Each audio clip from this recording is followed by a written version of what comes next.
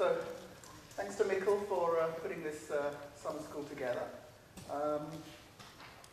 I guess Mikkel contacted me a few months ago and said, could I come to this summer school and give a talk? I said, of course, what do you want me to talk about? And Mikkel said, streams, sketching, databases, that kind of stuff. So then I looked at the program a couple of weeks ago and I saw that my talk was listed as streams, sketching, and databases. I thought, well, I have to make one correction to this. Right? We don't say databases anymore. Right? We say big data. And I've been working on this topic long enough that I remember 15 or so years ago when we called this topic massive data. Now it's gone from massive data to big data. So there's a serious point under here, right? That when we started looking at massive data, it was this slightly focused view of viewing the world as a vector and looking at all the kind of ways you could capture information about that vector. And this kind of buzzword, big data, that you hear at every workshop or summer school you go to, behind all that buzz, there is something reasonably serious, which is we're in a situation where data is the quantity that's growing, right? The N is getting bigger, and that's happening from a wide variety of different applications. This happens in science, where people are sort of measuring what happens when you smash subatomic particles into each other. It happens in medicine, where we're capturing more and more information about the vital signs of people. It happens as we sort of walk around the world and we're all carrying these little GPS devices that record where we are and what we're doing. Businesses, Mikkel talks a lot about the kind of things we looked at AT&T, Facebook, Google, Microsoft, Amazon, and every other business that has any kind of technological aspect to it is trying to capture all kinds of information about you. So we're in this sort of world where these sort of themes are emerging, that we've got lots of data, it's large and it's getting bigger. We want to do things to this data, we want to understand what's going on in this data. There are important patterns and trends in this data. And it's kind of an exciting time to be a researcher, because we don't have the answers yet. We don't know how to find all the patterns and structure in the data that we want. We don't even know yet what are all the kinds of patterns that we want. You can come up with a new idea of a new quantity or a new measure and define algorithms that will help you find that efficiently. Okay. So, moving towards what are the kind of algorithms we want to support, we want to take this data, and for most of this talk I'll be sort of looking at data in a fairly abstract way, so we're not going to make it too specific about any application. And you want to interact with that data in a variety of different ways. So one way is that you have a company, it has some sort of weekly, daily, monthly reports that they want to run on their data to pull out information about that. As well as big data, another buzzword that we hear a lot about at the moment is data science, right? And that's sort of the people that interact with the big data using the kind of tools that we're going to build for them. Right? So you want to allow these data scientists to start interacting with data and form hypotheses, test them out, run them, and quickly get answers to their questions. Did we sell more products in this region than that region? If we break it down by age, what kind of patterns do we see? These kind of ad hoc analysis questions. There's also situations where you want to sort of monitor what's going on. You're seeing lots of information coming along, and you want to sort of quickly track when things change, how things change, get kind of alerts. And this sort of old term of data mining from the 80s is having this resurgence now. Again, it's sort of saying treat the data sort of offline as this huge quantity of information. What kind of patterns and knowledge can we extract from that? So in order to do any kind of these things, we need to build algorithmic tools that will let us answer primitives over large quantities of data very quickly. Right? The kind of basic things we need is to say, well, we have this huge wad of data. How do we understand what are the distribution of particular attributes within the data? If the data is, we think of it as a sequence of transactions, how many distinct types of different things did we see? Or when we subset on particular quantities, how many different things did we see? How many x's that meet some condition? How many objects smaller than some value y or having some particular combination of attributes did we see? Can we sample? Can we pull out values from the data? So these are kind of the algorithmic questions that we're interested in when we talk about big data. And because this is summer school on hashing, I'm going to talk today mostly about how hashing techniques So where is sort of big data and hashing? Where is this intersection? So I'm going to sort of try this characterization that says, well, when we think about traditional hashing in an algorithms class, we learn about hash tables, linear probing, these kind of things. So you're storing data exactly, and it's primarily so you can do fast lookups and updates. It's relatively compact because, compared to the size of the universe you're drawing items from, you're just storing information proportional to the size of the data. But you're doing things exactly. And then, over the course of the last couple of days, we've seen examples of sort of exact storage, but we've also seen examples of this sort of inexact storage, things like Bloom filters, where we're trading off. We're no longer exact, we're sort of more into probabilistic storage of information. We're tolerating some amount of errors in the form of false positives to make us faster and compacter. And so what I'm going to talk about today is sort of taking this a step further and saying, let's go from hashing where we sort of accept that there are some collisions to hashing where collisions are inevitable, and what we do is we understand what these collisions mean to us mathematically in terms of the description of the data. So this is a world of sketches, where the word sketch means many things to many different people, but for me it's this sort of compact representation of data, where typically we're using hashing to define that representation. That hashing is allowing, in fact, encouraging collisions to happen, but the underlying signal that we're trying to capture from the data is preserved through all this. So I said Bloom filters are sort of faster, compacter, so I'm saying sketches are even fasterer and compacterer compared to those. So it's this idea that we're trying to build a summary of data. Okay. So one of the other keywords in the title was streaming. This idea of streaming is to say, can we not only do all this compact representation through a sketch, but can we do it when we see data sort of incrementally? So we don't sort of see this nice offline lump of data that we can sort of have random access to, that we can search, we can sort, but rather we're just presented with the data incrementally, piece by piece. And, this is implicitly the kind of model that we've seen a lot already. The model of processing updates to a hash table is really one where you don't know what's coming next, typically, and you try and just cope with every update as you see it. The model of Bloom filters is exactly this, that items arrive and you just process each update incrementally. So that shouldn't be surprising. And again, thematically, what's happening is we're seeing problems where often the original problem, the actual underlying problem we're trying to solve, doesn't seem that difficult if only we could store all the data. And the reason that these problems are difficult is because we're seeing just this huge volume of data, that those sort of traditional solutions, if step one of your solution is sort the data, that solution doesn't work. So we're having to come up with new approaches. Okay. So two models I'll be working with today, just to distinguish an arrivals only model, often called cache register model, where we see a sequence of tuples that define the overall input. So this example of saying, we see two examples.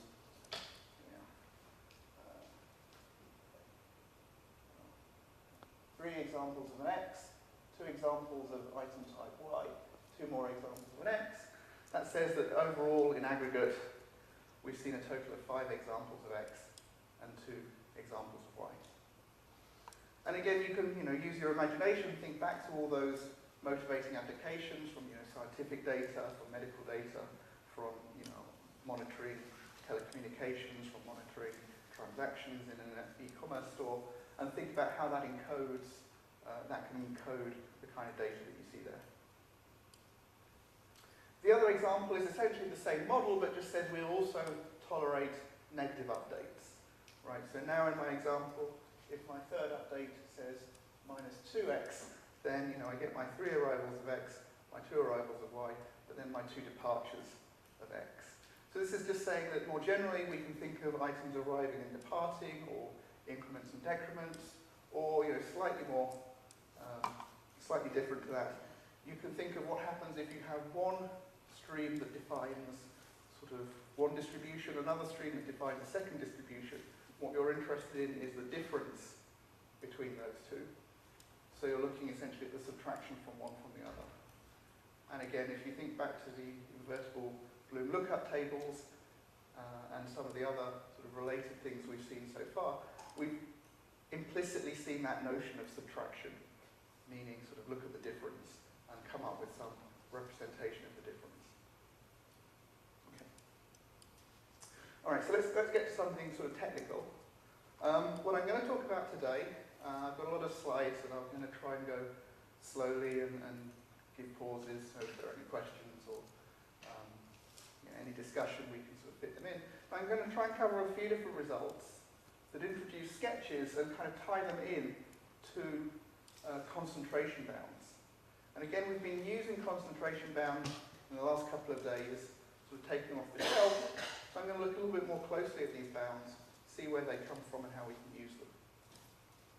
Okay. And we're going to sort of move this discussion along by looking at this concept of the frequency moments, right? These functions of data that I could think of as vectors. Okay. So first, let's take this notion of sketch. I said, I want to think of a sketch as being a summary of a large quantity of data. So I'm going to actually be more specific and say I'm going to think of a sketch as a summary of the linear transformation of data. This word linear is very important. We'll be saying this a lot. Rasmus introduced this in one of his exercises and said, it's important to think about ways of summarizing data that you can think of as a linear transformation.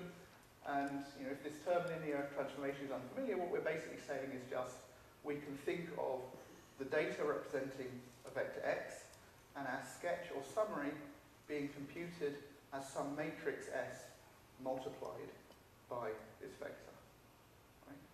So I'm saying my notion of a sketch is going to be something that I can write as some matrix S multiplying some data representing the vector x.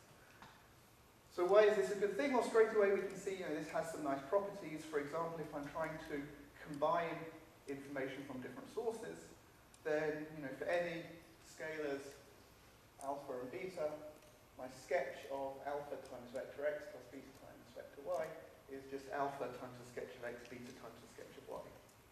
So that says, if I've computed sketches in two different places, but using the same transformation, I can immediately compute the sketch of the sum of those inputs.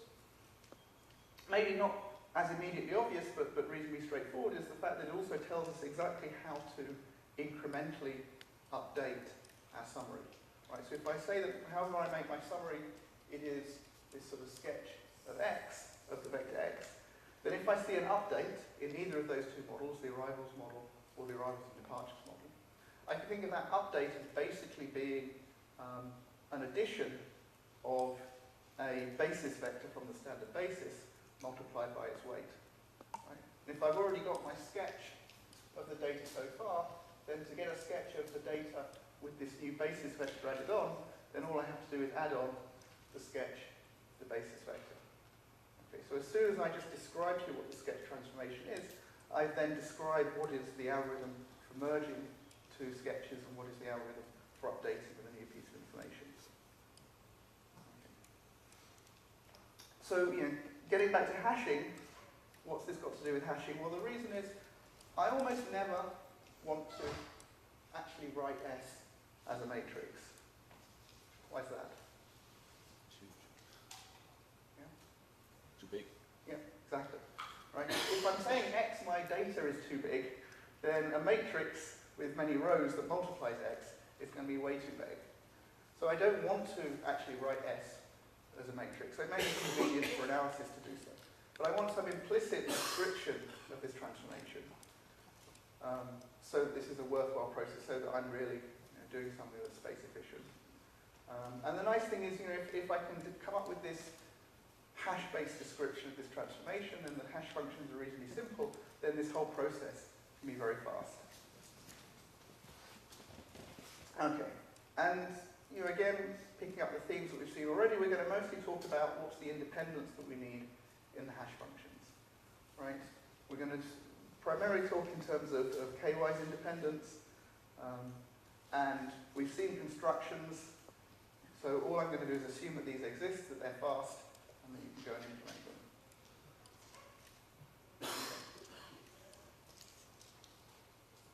Any questions so far? Okay, so let's make this concrete, because all this talk of linear transformations and high-dimensional algebra can be a bit off-putting the first time you see it. Let's actually take a fairly basic computation and show that we can think of it as a sketch, right? So the first kind of computation I want to do is just say I've got two enormous data sets, one in data center A, one in data center B. They should be the same. Are they the same? So turning that into this setting, I'm going to think of some enormous stream of bits, two enormous streams of bits, and I want to say, are these identical? Right? Is the first bit the same as the first bit in X the same as the first bit in Y, second bit in X the same as the second bit in Y, and so on. Okay. So this is sort of a hashing problem, right? We want a hash function for data that just says hash the data, and if the two hashes agree, then we'll conclude that almost certainly the data agrees over the random choice of parameters that we use to instantiate the hash functions. So we want something a bit different to what you might usually think of a hash function, because here we're not taking a hash of the data as a whole in one go. We're trying to say, let's build the hash of the data incrementally, sort of bit by bit. So as I see a new bit arrive, I want to update my hash of this. And we're going to see, how do we choose this function? So in fact, we've already seen the function we're going to use. It's one that Mikkel used to say how you would hash long strings. So we can go through this fairly quickly to understand why it works. Right? So we're going to pick our hash.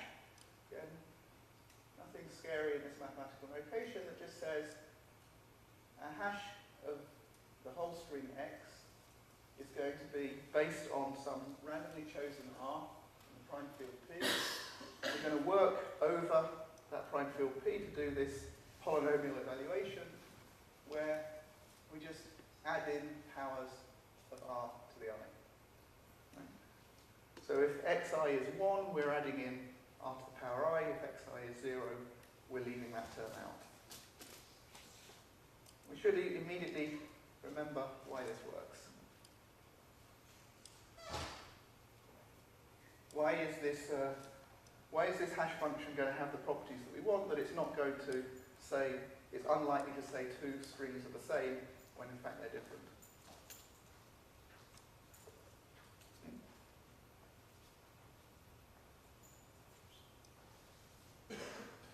Okay, good. People are asleep enough that I need to remind them of the short zipper lemma. Yeah? You look at the difference, they're probably not how it works. Yeah. Exactly. So we're going to use properties of polynomials. We're going to look at if two different strings hash to the same value, we're going to look at, well, what does that tell us about a polynomial evaluated on the difference of those two strings? These two strings are different, so their difference is non-zero, but we're going to get a difference of 0 from the hash functions. So what we basically do is we write this function here. We say, look at the function that's the sum over all the indices of the difference between x and y multiplied by this unknown alpha, where alpha is going to be our choice of r. This polynomial in alpha is 0 if the two hash functions agree, but there can't be that many choices of alpha that would make this 0 once we fix x and y. Right? Well, we know that a polynomial of degree n has at most n roots over this field. And if we pick the location to evaluate at randomly, and our field is large enough, then we're unlikely to stumble by chance onto a route that happens to give us a 0 solution. And again, we see this kind of use of this kind of polynomial lemma come up quite a few times, so it's good to be familiar with it. The other thing that's important here about this choice of this function is the way that we put it together. It's a linear function. Right? So that's the other observation. We said we want our sketches to be linear functions. It's linear. What that means is if I look at where the data comes into this, I'm only ever talking about the data multiplying something else that I can then think of this as a, in fact, this is sort of a vector multiplication, a vector dot product. We're only looking at linear powers of entries of x, we're not looking at the squared values. So we can compute it linearly, we can compute it incrementally as we see the data rise. So, we can step through the analysis, get to the fact that the probability of a chance collision is small if we choose p big enough. And you say, well, pick p bigger than n, the size of the data, but remember the number of bits you need to represent this prime p, the number of bits you need to do this multiplication over, just logarithmic in p. So basically, whenever you see you're working over a prime field p that has to be polynomially big in the size of your data, you think, great, that's brilliant. I'm just using logarithmically many bits. This is working really well. Okay. So that's the first sort of linear sketch, just for testing equality. So what's some other stuff we can do with sketching? Well, in order to do this, we need to let's look a little bit at the kind of questions we want to ask. I'm going to look today mostly at questions where we think of the data as representing a big vector x. And what that means is we have some set of items arriving incrementally, and we have this vector x, and I'm going to switch between x and f here. F is that vector of frequencies, number of occurrences of a particular item. And the reason is, once you sort of represent your data as a vector, there's still a lot of interesting questions that you can answer by sort of asking questions on that vector. Right. So, for example, you can say, let me find those entries of the vector that have a large number of values. Right? We heard this sort of heavy hitters concept already. You can say, well, actually, I've seen many, many things. Some I've seen many times, some I saw only once. How many different things did I see? So that's the number of non-zero entries in your vector, right? Also called counterstinct quantity. We can look at other functions. So we could look at, say, the sum of the squares of entries in this vector, sum of the cubes, whatever. So these are the frequency moments. They seem a little bit abstract the first time you see them, but it turns out these kind of capture the heart of a lot of the basic questions in streaming data analysis. Right? So in particular, item right, F2, the second frequency moment, the sum of the squares, that's basically giving me the squared Euclidean norm of this vector. So immediately anything that's sort of geometrically related, we're going to need to understand Euclidean norms. I can look at F0, which is, using notation slightly, it's the sum of the fi to the power 0, so we'll get a 0 if there's a 0 and a 1 if there's a non-zero, so that actually captures back this notion of counterstinct. And I can look at other sort of functions over these frequencies. I can look at entropy. Again, it's going to be some of fi log fi's with the right scaling. Okay, so we're going to look at these questions. I'm going to see how we can build linear sketch summaries that will let us capture them. And again, this goes back to a classic paper almost 20 years ago, along Matthias and Segedi in Stock 1996, a really influential paper that kind of started this area. So if this is an area you want to work in, then you have to start by reading this paper just to understand how in 10 short pages they kind of laid out a sequence of results that we've been following in the intervening decades. Okay. So to do any kind of result analysis here, we're going to need some new tools. Right? And the tools we use are mainly these concentration bounds. Right? Because what we're going to do is we're going to look at the algorithms we produce as randomized algorithms. Each algorithm is going to give some output, which we can quite reasonably think of as a random variable. So the output of this algorithm is a random variable, where that randomization, that randomness comes from the fact we're picking different sort of random bits to run this algorithm with. So this is a randomized estimate of the answer that we're looking for. What we want to do is give some confidence bounds on the final estimate x. In computer science, for whatever reason, we want to say that we're close to the right answer with some high probability. Right? So those confidence bounds say how close are we to the right answer, and with what probability, with what confidence do we make that statement. We're going to use these concentration bounds on the random variables that represent the output to argue about the quality of the result. Right. So concentration bounds are nothing that should be that surprising to you. If you've done any statistics, you'll have seen the normal distribution, and you've done all these calculations that work out, well, 95% of my probability mass is within whatever it is, 1.96 standard deviations from the expectation. That's a confidence bound, that's a concentration bound. But that's a concentration bound for a specific distribution. And what we'll be doing here is looking at concentration bounds that apply to arbitrary distributions.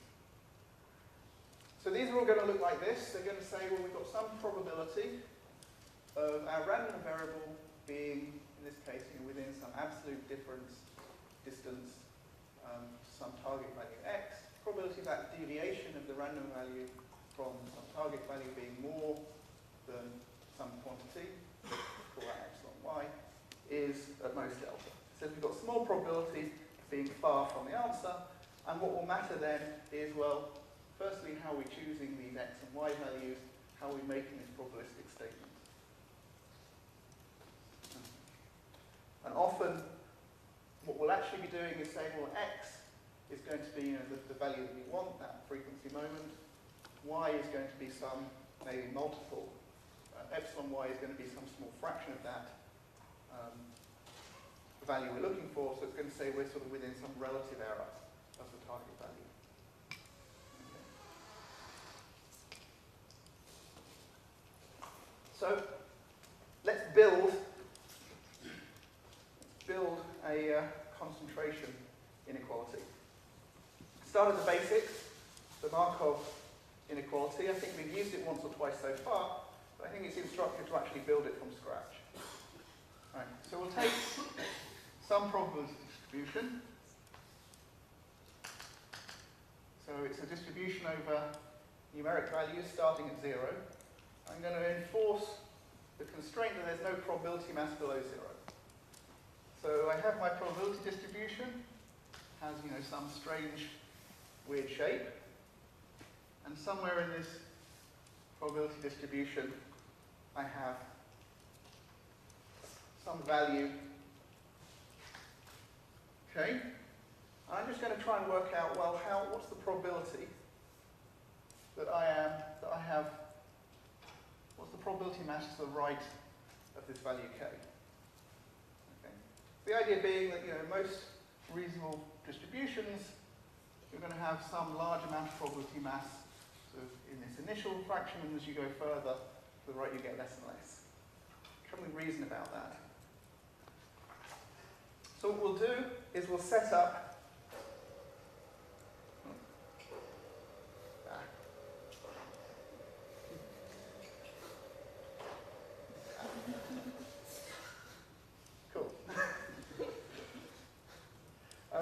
we'll set up a random event. Okay. Set up a random event x that corresponds to, or rather, our distribution rather is going to be this, we're going to call x. We're going to think about the event that x is bigger than k. So we want to start reasoning about what's the probability x is bigger or equal to k. Well, let's just look at that event, and let's look at this quantity, k times the indicator variable, that x is bigger or equal to k. What that means is if x is less than or equal to k, I get 0. So if x is less than k, I get 0. If x is greater or equal to k, this becomes 1, and so I get a contribution of 1.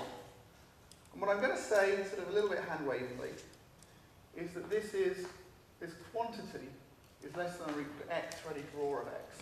Well, that means if I pick x and it's bigger than k, greater or equal to k, and I get something greater or equal to k on the right-hand side, and k on the left-hand side. So, the left-hand side is smaller than the right-hand side. Or I pick an x which is less than k, so I get something less than or equal to k but greater than 0 by that requirement. And on this hand, on the left-hand side, I get 0. Okay, so I'm sort of saying these two things obey this inequality. And what I can then do is just take the expectation of both sides. So I can look at what is the expectation of k times the indicator variable x greater or equal to k, and say that's less than or equal to expectation of x. Okay. So expectation of x is something hopefully I'll know something about, right? Saying I have a probability distribution. If I know nothing else about this probability distribution, I should at least be able to work out the expectation. This quantity, right, so I then start just applying my basic rules. So I know that expectation of a constant times a random variable is just k times expectation of the indicator variable x greater or equal to k. And the expectation of the indicator variable is saying, well, what's the probability that this is 1 times 1, plus what's the probability that this is 0 times 0. So that just gets me k times the probability of this event. Less than or equal to expectation of x, and that is basically the Markov inequality. Right. So what this Markov inequality tells us is that we're unlikely to radically exceed the expectation of a random variable. Okay. Probability that a random variable exceeds k times its expectation is at most 1 over k if we just sort of reorder things a little bit. And when we write it in this form, it's relatively weak, right? If you look at the kind of distributions that you see in the world, if you look at a normal distribution, if you look at a Zipfian distribution, then this is much weaker than the kind of bounds you can actually state about that variable. But I'm going to say that nevertheless this is still useful. It's useful for a number of reasons. It's useful directly in this form, and it's useful because it's actually how we show every other concentration inequality. So let's go to count-min sketch. This is something Michael introduced on Monday. We'll look at it again today because it really is just the instantiation of the Markov inequality applied to the right random variable. Okay. So again, we're thinking of our data as being represented by a vector x of some high dimension u. And we don't want to represent it in such high dimensional space, we want to represent it compactly in some small summary. So think of a summary as this. Right, let's see if I can work with you. Brilliant.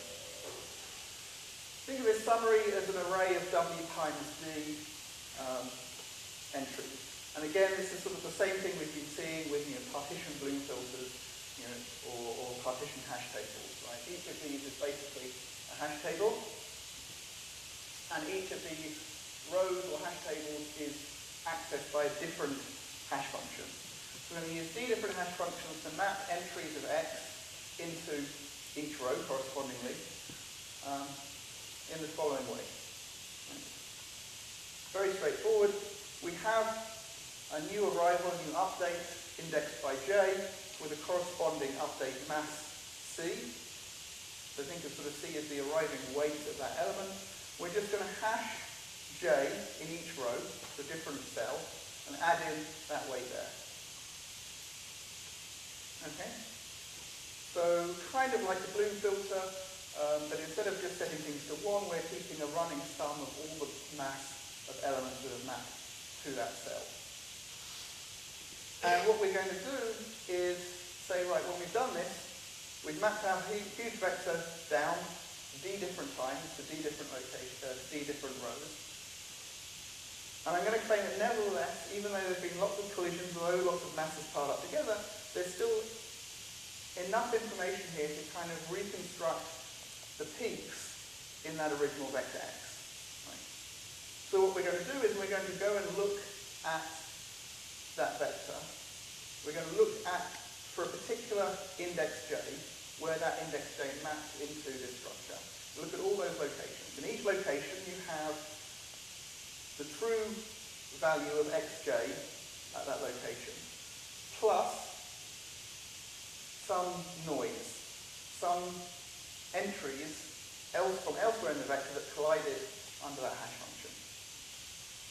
So if we assume that the vector has only non-negative entries, and I think I put up some exercises that say remove that assumption, but now we'll assume that that entry has non-negative entries, then what you can say is, well, in the first row I've got the true answer plus some noise, the second row I've got the true answer plus some noise. If I want to minimize the noise, let me just look for the minimum of all of those locations where my index j maps. And let me reason about what is the error that I get. So what I can do is set this up as a problem with a random variable and analyze that random variable. So in row, how do I do this? It's k. In row k, I've got a random variable xk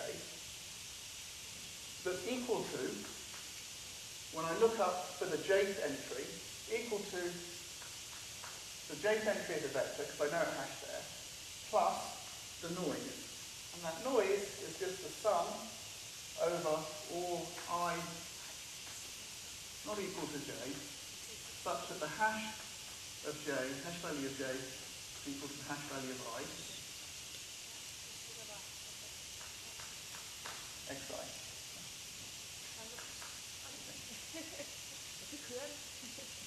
So what I want to do is understand how far does this random variable deviate from xj. So actually, let me modify my definition. Let me just say that xk is now the noise. So I'm just looking at the noise, taking away xj, the value that I want to estimate, is just the sum of items colliding with it. Okay. So this I can actually write as just the sum over all I not equal to j of the probability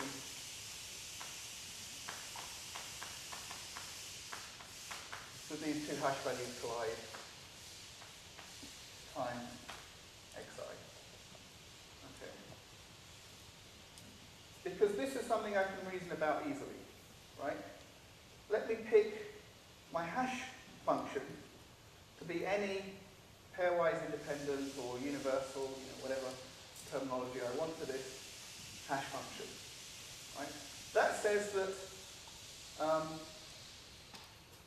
I can treat the probability of a pair of collisions as being uniform, of a pair colliding as being uniform, right? So if I fix one cell and say what's the probability that any particular other item collides in this cell, it's just 1 over the number of cells. So you now move to the expectation. I'm not yet in the expectation. I'm going to take that in like one more step. No, but so how? Then why do you have to call? Oh, yeah. Yes, yeah. You're right. Yeah, I've jumped to taking the expectation of this. Thanks. Sure. So I'm looking at, well, how big is this noise? So you're right. I'm looking at the expectation of this. So then I have this summation of probabilities, and this probability is just uniform. So I now have the sum of I not equal to j, 1 over w times xi, and I can just say that this is 1 over w times the sum of the xi's. I can even drop this requirement, it doesn't change things massively. And just say it's 1 over w times the sum of entries in vector x, which I'll write as a 1 more of vector x. Okay. So for a single estimate in a single row, I get a reasonable expected noise, but the amount of noise I might actually get might be much larger. You can imagine, what if there's some really big entries? If I'm unlucky and I collide with those really big entries, those could be a lot larger than what I expect. So then what I do is I just pull out the Markov inequality, and so what's the probability that xk is greater than, let's say, twice the expectation,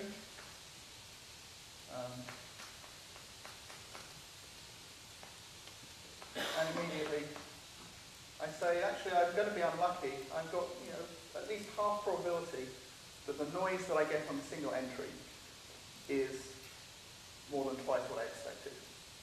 So I could be quite unlucky several times.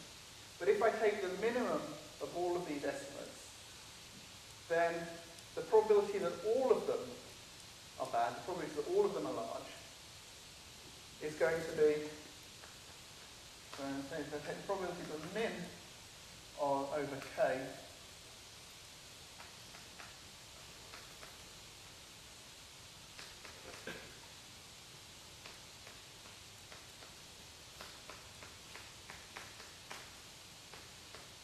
that's going to just multiply up. So if I take the minimum over d repetitions, the probability that all of them are bad is 1 over 2 to the d. Okay. So why can I make that argument? It's because each row is completely independent of every other row. Right? I'm using a different hash function, so I don't have to worry about dependencies across rows. So again, this is another sort of trick that comes up quite often. You're using bounded independence in one place and reasoning about what you can get with bounded independence, but then use independent repetitions to kind of amplify that probability of success. Okay. So what this says, if I do this whole process, then it's fairly cheap, right, to get this probability very small. Right, to make this, 1 in a million, I just need d equals 10. Right. So I kind of rewrite this on the slides. So the slides have sort of essentially the same analysis worked out. I can rewrite this by choosing how I pick my w for the width, d for the depth of this table of hash values.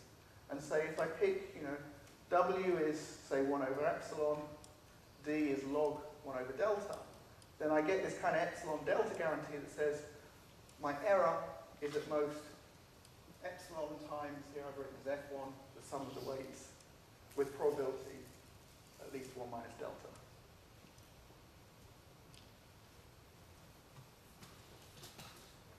Any questions? Okay.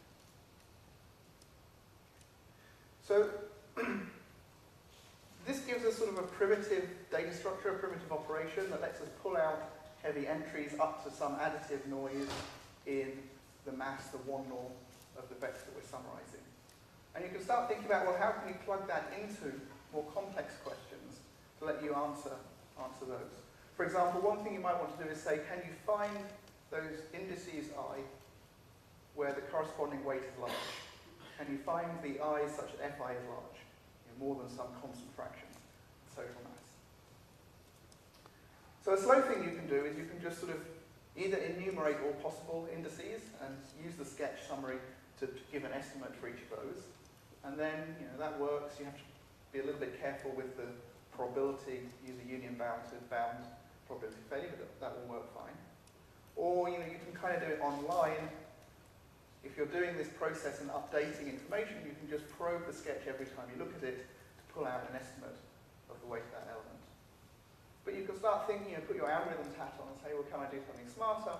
So the natural thing to do is say, well, if I can estimate the weight of a single element, I can also use the same trick to estimate the weight of groups of elements. So what I can do is think about putting a binary tree over my input domain, conceptually, so that any node in the tree corresponds to a subset of elements. And then the weight associated with that node tells me sort of the sum of those weights.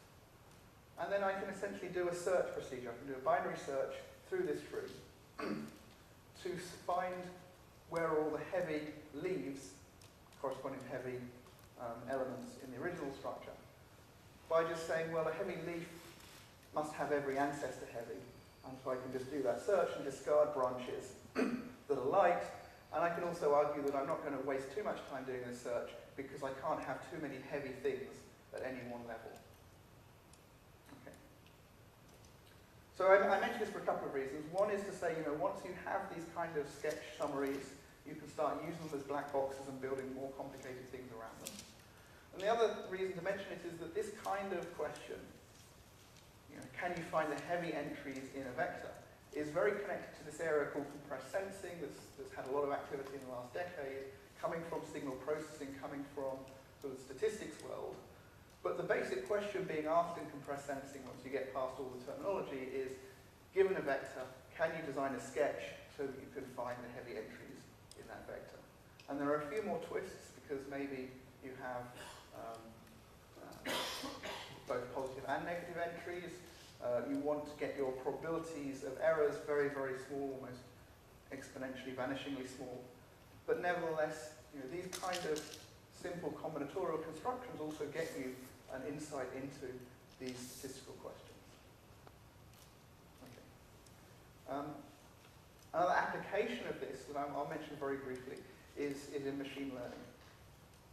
So in machine learning, you're dealing with objects which are represented by features.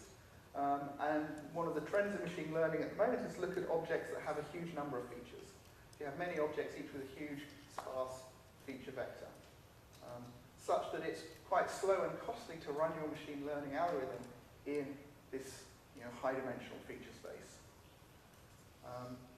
And what you can do instead is say, well, rather than work in the original high-dimensional feature space, why don't I build a sketch of my object and sort of run the machine learning algorithm on the sketch rather than run the machine learning algorithm on the original data. This seems sort of odd, seems to work well in practice. There are sort of technical reasons why. I'm hoping John Langford will be here tomorrow to explain why.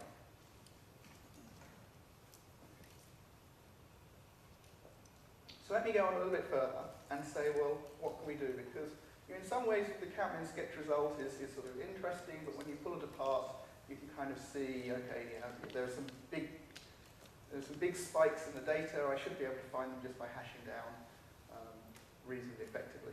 But let's do something that I think is quite unintuitive the first time you see it, and look at F2, which is the sum of squares of entries in the vector. So in order to have anything to say about F2, we're going to need a new, stronger piece of technology. So let's take the Markov inequality and kind of soup it up a little bit. So I said already, Markov inequality on its own is relatively weak because it's not making any assumptions about the distribution. Right? You can build distributions that kind of, in a worst case sense, achieve the Markov inequality, and they look pretty unnatural and not like any distribution you normally encounter. But what we can do is take the Markov inequality, and it applies to any random variable. So in particular, it applies to a random variable that's a function of another random variable. So I can take my random variable x that I'm interested in and apply some function, some transformation to x, and apply Markov inequality to that transformation and get a statement about that transformed version. Okay. Why would you do that? Well, here's sort of an example why. So let me think about my random variable x, and let me define a new random variable y that's the square of the difference between x and its expectation. Okay. And this should not look completely out of nowhere, because this looks kind of like the calculation you do for the thing you do to define variance. Okay. So I can say by the Markov inequality, the probability that y is greater than k times its expectation is 1 over k. Okay. That's immediate.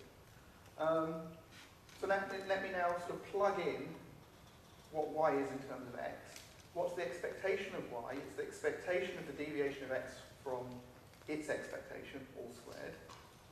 That is exactly the definition of the variance. So the expectation of y is the variance of x. So what this says, just substituting back in, is the probability that the squared deviation of x from its mean is greater than its variance, is at most 1 over k times its variance, is at most 1 over k. Let me just sort of rearrange that. So let me do one more trick and say, well, let's take that statement and take the square root of everything inside the probability statement. So the square root of x minus its expectation squared is the absolute value of the difference between x and its expectations. We're saying the probability of the absolute deviation between x and its expectation is then the square root of what was over here, greater than the square root of what was over here, is square root of k times its variance, is at most 1 over k. And again, I might rescale to get this in a more convenient form. So I'll just say the probability that x deviates from its expectation by more than some absolute value k is at most the variance of x divided by k squared. I got that just by rearranging and redefining what k was. Okay. So that's the Chebyshev inequality, which we've, I think, invoked once over the past couple of days. It's the Markov inequality applied to the right random variable. And this is kind of useful because it says if we can make the variance of x small, if we can make the variance of x very small compared to, say, the square of the expectation of x, then substituting that in, it says we'll have constant probability of being, we'll have only a very small constant probability of sort of going even a little bit far from the expectation of x. So why is that useful? It's basically because the variance of a random variable x is something that we can manipulate, right? So if I have a random variable which has high variance, one trick I can do is I can repeat that process. I can take multiple independent draws from the distribution generating that random variable and take the mean of those. We understand that the mean of this repetition of draws from a random variable shrinks the variance, right? So we know we have a tool that will let us get small variance so long as we've got a variable which has reasonable variance to begin with, just by taking repetitions. So this is looking promising. This is saying we can as long as we can make statements about the variance of a random variable, then we may be able to make good concentration rounds from it. Okay. So let's do this for a new sketch. And this new sketch is going to look very much like the last sketch. This is the AMS sketch, because we call it that because of a Lon Mathias and Segedy proposed back in 1996. We're going to use this to allow us to estimate the second frequency moment, the sum of squares of the entries in this vector. It's interesting in and of itself, but also interesting because it gets used in lots of different ways in lots of other streaming algorithms. Now I'm going to describe it in terms of just taking the CM sketch, the Countman sketch we've already seen, and making one change. So what we're going to do is take an extra set of hash functions, some G hash functions. So before we had H hash functions mapping us to a location in each row, we're now taking a second hash function G, also one for each row, that map each entry of the vector x to either a +1 or a -1. And if you want to impress your friends, you can say RS. So this is realizing low independence random matter variables, because it's a fancy way of saying you either get a +1 or a -1. And the way we use these low independence random matter variables is when we have an update, we again hash to a location in our collection of cells, we add on the update value, the updated weight C, we multiply it by either the +1 or the -1 that we get by hashing the element in question. Okay. So the same picture as before, we take an update J, we hash it to some location in the first row, and we add on the weight of that update multiplied by the G hash, the first G value hash function of that index J, and so on. We're also going to have a larger array here, and we'll reason about how big this array needs to be. Okay. So before, with the Countman sketch, to make an estimate of a single entry, we looked at the locations where it hashed and took the minimum of those. To make an estimate of the hash for second frequency moment, we're going to do something different. In each row, we're going to look at the sum of squares of entries in that row. So we wanted to look at the sum of squares of entries of the whole vector. We're going to hash down to this small space and look at the sum of squares of entries of each row. And then we're going to get a different estimate for each row, and we're going to take the median of those. So we need to understand two things. One, why is this sum of squares in a row getting a random variable that has some relation to the sum of squares of entries in the original sketch? And two, why are we doing this median operation? Okay. So this is where one needs to just start sort of again, doing this kind of calculation, when you get more variables, more collisions, because more things are going on. Right. So if I look at what happens in a single bucket, in a single cell in this sketch, when I take the square of that cell, I can reason about, well, I'm looking at essentially the square of the sum of the elements that hash there multiplied by these g values. When I multiply that out, which is not that difficult, I get something that looks like this. Right? I get the sum over, and then if I take the sum over all buckets, I sort of get this larger sum. So here I've got the sum over all buckets. I've got my terms that come out of this summation when I just look at what this random variable is giving me. I get the sum of all the entries in the original vector squared, because they all land in the same bucket, squared, and I get a term multiplying gi, the hash value of I squared. Plus I get essentially all those cross terms. Right? I get the cross terms that come from every time I get xi and xj landing in the same bucket. So I'm saying only those I and j such that they hash to the same bucket, hash of I is equal to hash of j, do I get the cross term of xi times xj times these hash values. Okay. So why does this have any chance of working? It has any chance of working because of this term here. Right, gi squared, what's that? Stop. Yes, very good. So gi squared, we know that gi is either plus 1, in which case gi squared is 1, or gi is minus 1, in which case gi squared is 1. So this term here gives the sum of the squares of the entries in the original vector, f2, that's what we want. Right. If that was it, then we'd be done. We have all these cross terms to handle. Right. We have some hope of doing something here, because if I look at what can happen with these cross terms, I've got 4 possibilities. I either get a plus and a plus, plus and a minus, minus and a plus, a minus and a minus. So I multiply those out, and I either get plus 1 half the time or minus 1 half the time, provided these hash functions are such that these pairs are uniformly distributed. So provided this hash function is at least pairwise, then the expectation of these cross terms is 0. Okay. So kind of you do this hashing trick down, multiply things out, sum the squares up, and what you get is something that gives you this sum of squares of entries in the original vector in expectation. Okay.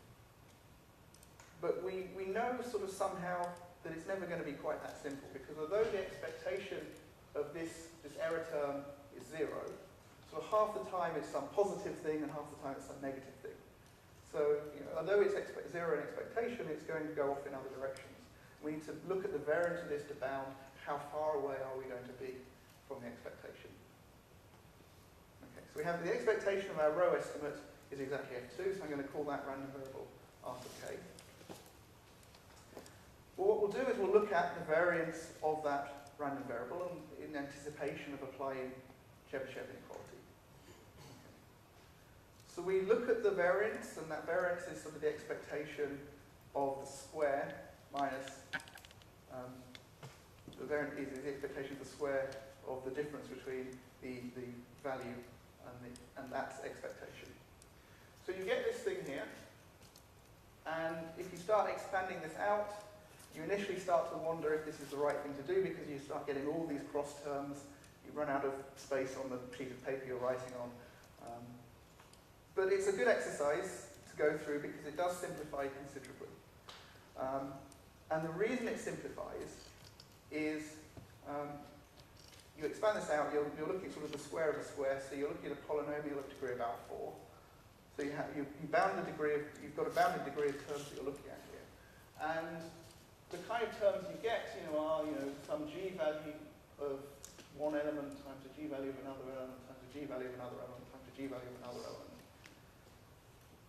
And we're going to argue that most of those terms go to 0. Okay. Because what we're going to do is make a stronger assumption, not just that this hash function g is pairwise independent, but actually that it's fourwise independent. So it's behaving uniformly over subsets of size 4. We're getting lots of terms that have subsets of size 4. We're just going to reason about how do they impact this probability calculation. Okay. So why can we start simplifying this? It's because when we looked at the expectation, we could argue that some terms went to 0. When we look at the variance, which is also an expectation, but in a higher degree, we've still got terms that go to 0, and these ones, again, you can treat as going to 0. So any term that looks like, g of a times g of b times g squared of c goes to 0 because we have an odd power of g here. So we just look at the impact of this term.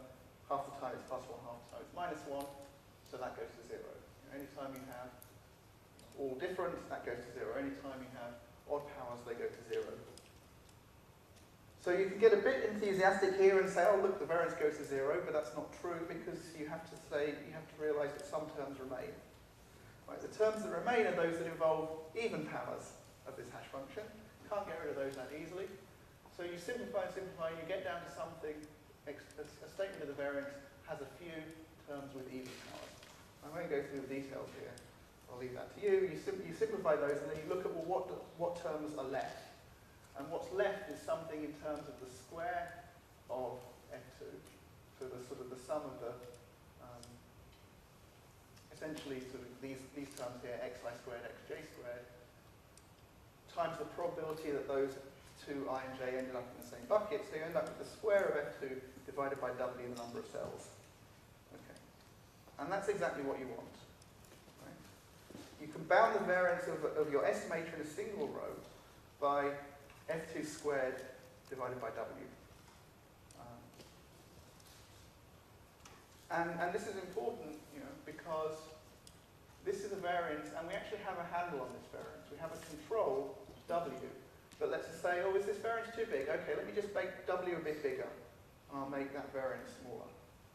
So I plug this into Chebyshev, and I use that to set what value of w I want.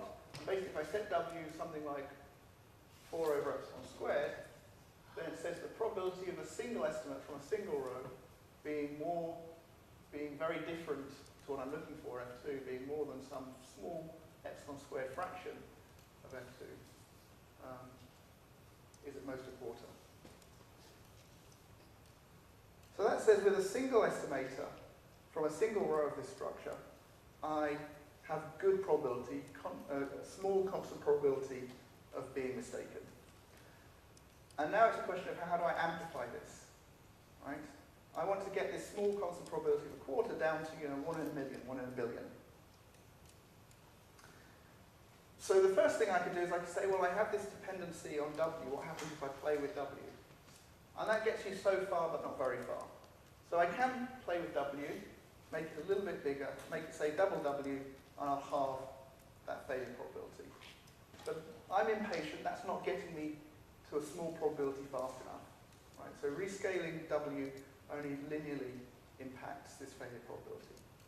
Whereas with something like count in sketch, I said, oh, I'll just do a few more repetitions, independently different rows, and take the minimum, and I'm sort of exponentially improving my failure probability. So I want to do something like that. I want to say, well, let me just take a few more repetitions, and then sort of combine them to get a single estimate at the end, and argue that this is going to drive down my failure probability exponentially. So the problem is with count in sketch, we had this sort of one-sided error that said I could just take the minimum, and that would sort of move me towards the best estimate. With this, I've got two-sided error. I have some estimates that might be too large, some estimates that might be too small. How am I going to sort of figure out which of those I should, how I sort of navigate within them? So I'm going to make use of a new trick. And to do this, I need some new technology. I need a Chernoff bound. So again, we've already seen Chernoff bounds in our exploration so far. And we just said, let's go to the textbook, pick out a Chernoff bound, and run with it. So I believe in building things for myself, or at least understanding what it is that I'm using. So we're going to make a Chernoff bound. So Chernoff bound is nothing more than the Markov inequality applied to the right function of a random variable. Okay. set up the scene. So I'm going to make life easier for myself by looking at a nice simple Chernoff bound. So we're going to look at a Chernoff bound applied to independent Bernoulli trials. Right, what that means is I'm tossing a coin that comes up heads with probability P, and I want to reason about what's the number of heads that I'll see compared to the expected number. So I now have my random variables x1 through xm are my m independent coin tosses. And again, to make life easier for myself, I'm going to say that these are all the same. So they're sort of independent tosses of the same coin. So the probability that my coin comes up 1 is P for every coin. Probability that comes up 0 is 1 minus P. So, you think of sort of zeros as failures and ones as successes, or vice versa. And we're going to see how many successes do we get compared to how many we expect. So let me have my new random variable x just be the summation of all of those, and let mu be shorthand for the expectation of x. So m times p should be mu. Okay. So what I want to do is look at what's the probability that my random variable x is more than, say, some small 1 plus epsilon times mu. Right, so mu is what I expect, and I want to say let's say what's the chances that I get much more than I expect. And the way we apply this, we want to say we're hoping we're not going to have much more than what we expect. Okay. So here I'm going to plug in a transformation. And for whatever reason, I decide that the transformation I want to do is take an exponential on both sides.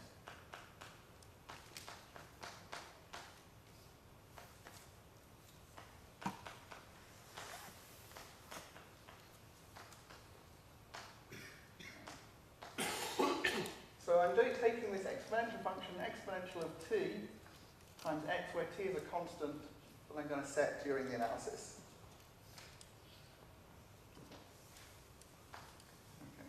So this probability is the same as this probability because, the chance that this is greater than this is the same as this because this is the right kind of monotone transformation. Okay. And then I apply the Markov inequality to say, well, the probability that this random variable is greater than this value is at most the expectation of that random variable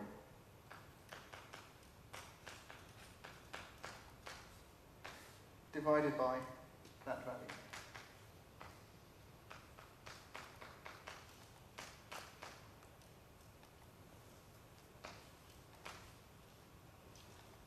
Okay.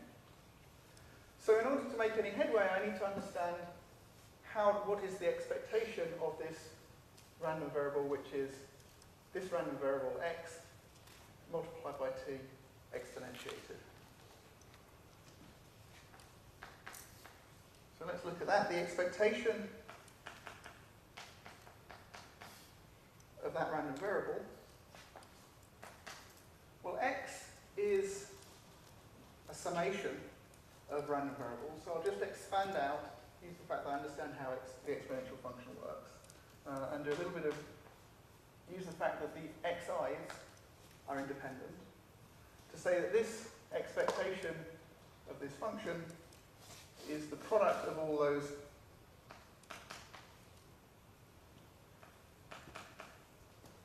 in this case exponential function of t times xi. Okay. Right, just using independence and properties of expectation. Okay. So now let me look at what is the expectation of this term here.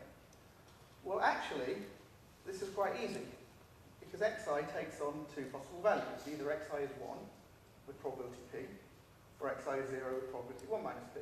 So I can now happily say that the expectation of this is p times what I get when xi is 1, which is e to the t, plus 1 minus p times what I get when xi is 0, which is 1. Okay? So in fact, I now have the product over the different i's of p times e to the t plus 1 minus p.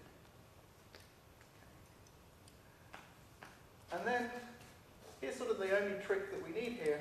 I want to make my life easier for manipulating these things. So I'll upper bound this quantity here by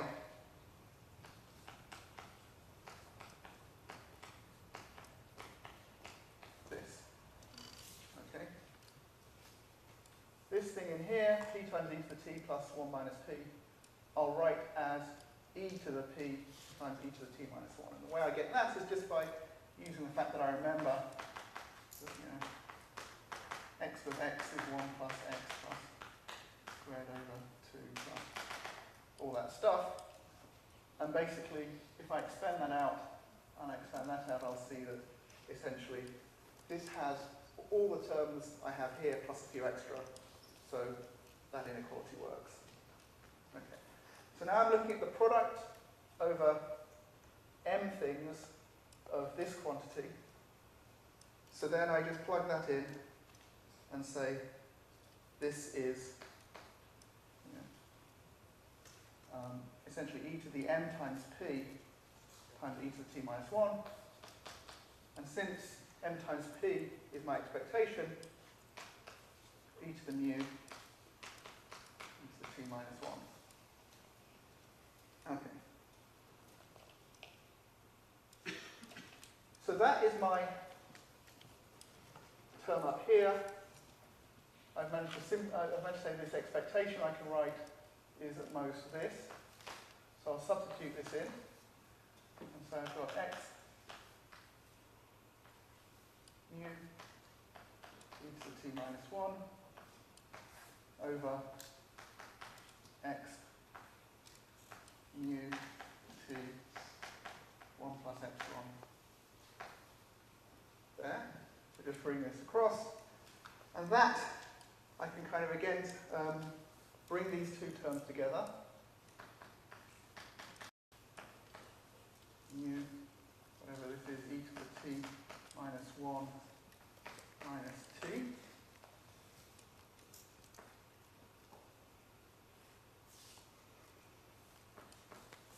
And that I can basically just write out is x less than or equal to x mu t squared over 2 minus epsilon t, where this step I basically again plug in the definition of e to the x to jump down here.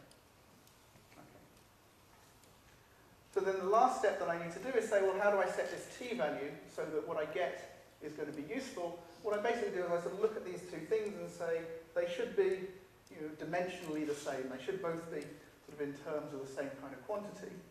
So I just think about this for a bit, and I set t equals epsilon over 2, and I get this to be x minus mu epsilon squared over 2. Okay. So when I look at what that's done, when I put it all together, I said the probability in this situation with these Bernoulli random variables that x is more than 1 plus epsilon times its expectation can be bounded in terms of exponentially small in that expectation times epsilon over 2. Epsilon mu epsilon squared, yeah, over 2. Okay. So I have that inequality, and what that's basically saying is I can sort of say that this probability of being far from my expectation, being much larger than my expectation, gets really small really quickly for the right settings of mu. Okay. So that's the kind of Chernoff bound that I want to use. Let's plug that in and see where it gets us.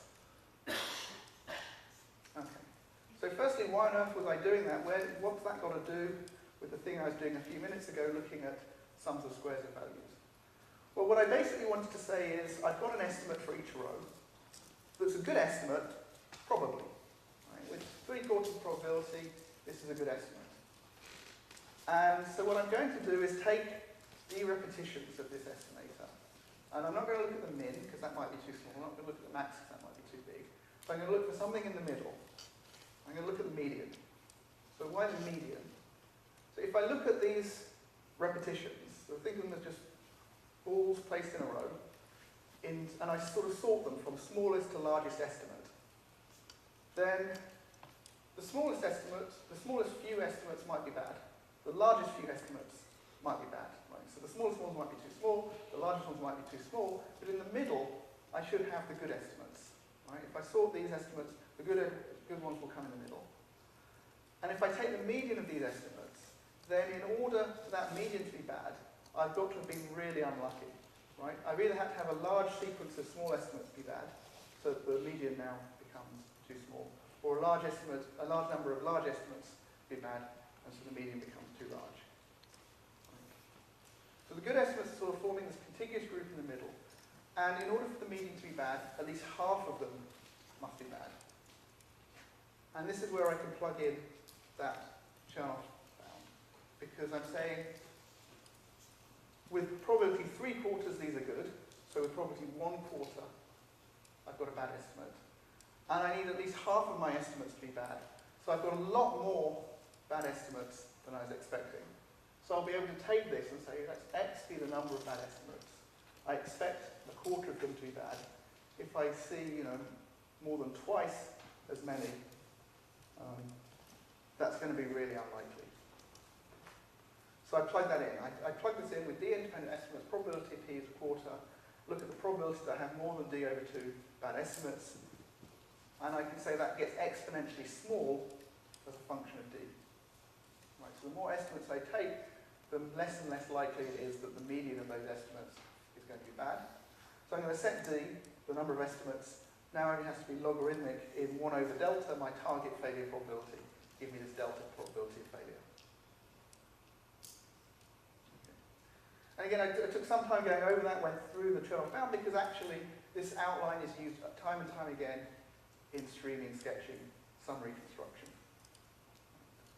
You build an estimator, you show that it's good, you bound its variance, or give some other way of arguing that it's good with constant probability, and then you take a few repetitions of it and do something like the median or the min to amplify that constant probability up to really high probability of success.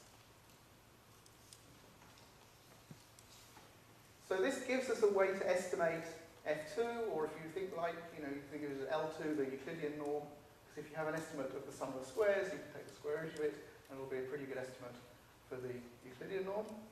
And it says that from a sketch of size 1 over epsilon squared, I'm getting relative error epsilon on this estimate of the length of this vector. And this is a vector I'm only being told about incrementally, I'm only being told updates to each entry of this vector, and yet somehow I can do this. And once I can do the Euclidean norm, I also have a way of looking at something like the dot product between two vectors. So directly, I can say, well, because I can write the dot product in terms of the squared norms of two vectors x and y, I can rearrange to find an estimate of the dot product. I'm not going to get this with relative error. Indeed, dot product is basically an example of a fundamentally hard problem where there can be no sketch that will get you a very highly accurate estimate. But you can get one where the error scales with the product of the norms of those two vectors. And in some situations, that's good enough. I can then take that dot product result and say, well, if one of those two vectors that I'm taking the product with is a basis vector, right, it's 1 in location j and 0 everywhere else, then that basically, the dot product itself is the entry of vector x.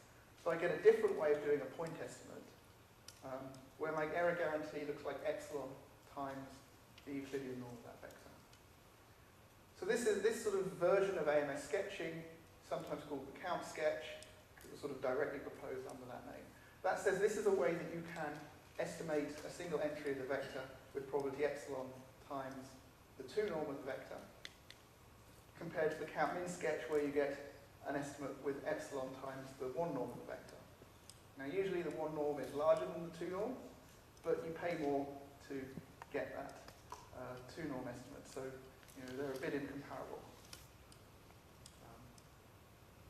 And a forward pointer, I'll say that all this stuff you can think of as a low independent realization of the Johnson-Lindenstrauss lemma.